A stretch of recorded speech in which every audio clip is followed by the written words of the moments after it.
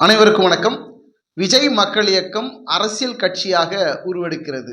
தமிழக முன்னேற்றக் கழகம் அப்படிங்கிற பெயர்ல வெளியாகலாம் என்ற எதிர்பார்ப்பும் ஏற்படுத்தியிருக்கிறது.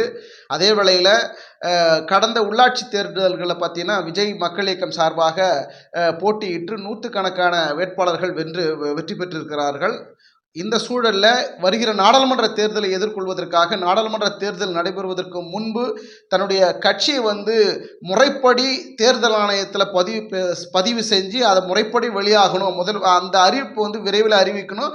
அதனால பிப்ரவரி முதல் வாரத்தில் இந்த கட்சியினுடைய பெயரை அறிவிக்கணும் அப்படிங்கிற முழு வீச்சில் விஜய் மக்கள் இயக்கம் சார்பாக அந்த வேலைகளில் ஈடுபட்டிருக்கிறாங்க. விஜய் ஒரு அறிவித்தலும் சொல்லியிருக்கிறாரு. கட்சி பொதுச் செயலாளர், அதாவது விஜய் மக்கள் இயக்கத்தில் இருக்கக்கூடிய பொதுச் செயலருக்கு ஒரு அறிவுரை சொல்லியிருக்கிறார். என்ன அப்படின்னா, கழகம் அப்படிங்கிற வார்த்தையில தான் இந்த கட்சியினுடைய பெயர் முடியணும். அதுக்கேற்ற மாதிரி கட்சியினுடைய பெயரை தேர்வு பண்ணுங்க அப்படிங்கிற ஒரு பக்கம் இந்த கட்சியினுடைய வேலைகள்.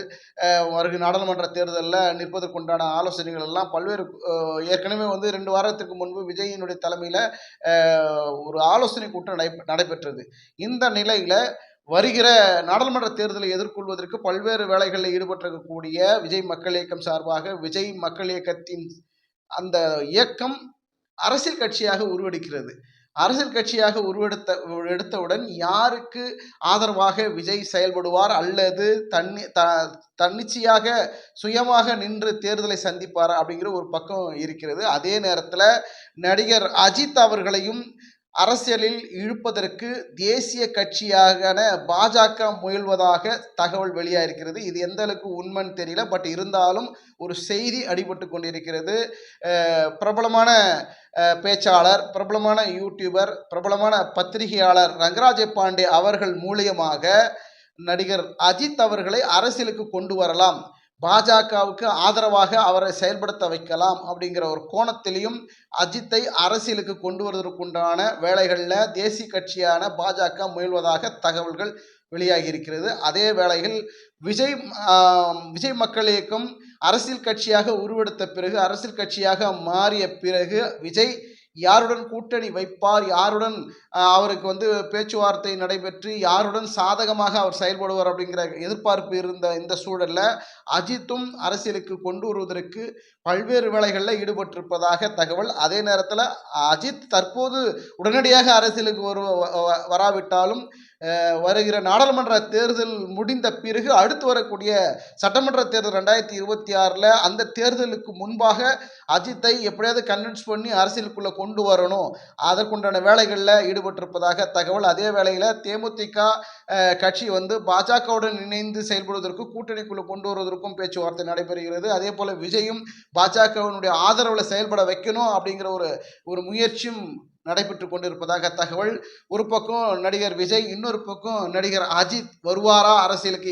ஏன்னா அரசியலுக்கு வருவதற்குண்டான ஆயத்த பணிகளில் விஜய் மக்கள் இயக்கம் இருந்து அது கட்சியாக மாறி இன்னைக்கு அரசியல் நகர்வுகளில் 99% அரசியலுக்கு வர்றேன் அப்படிங்கிற உறுதிப்பாட்டோட விஜய் இருக்கிறாரு.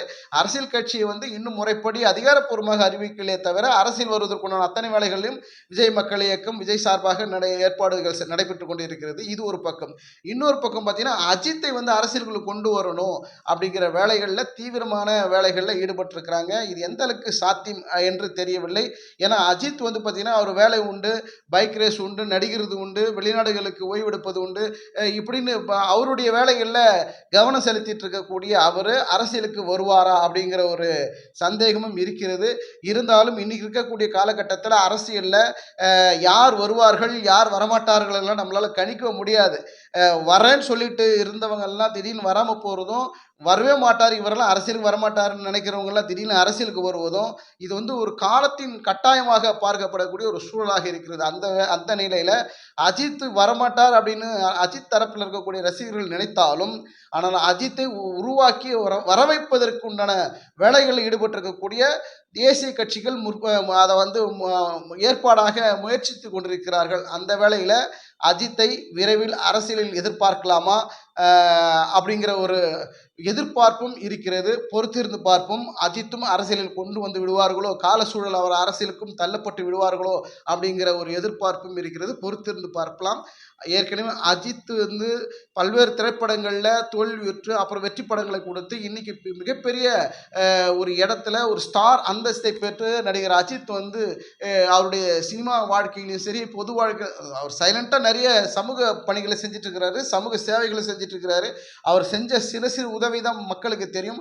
அவர் நிறைய உதவிகள் செய்து மக்களுக்கு நன்மைகளை செய்கிறாரு, சமூக சேவைகள் செய்கிறாருங்கிறது அரசியல் வட்டாரங்களில் பேசப்படக்கூடிய ஒரு விஷயம். பொதுமக்களுக்கு பெரிய அளவில் தெரியவில்லாவிட்டாலும் அரசியல் ஊடகங்கள் இருக்கக்கூடியவர்களும் அரசியல் இருப்பவர்களுக்கும் அஜித் வந்து நல்ல நல்ல விஷயங்களை மக்களுக்கு செய்து கொண்டிருக்கிறாருங்கிறது எல்லாருக்கும் தெரிந்த ஒரு விஷயம்.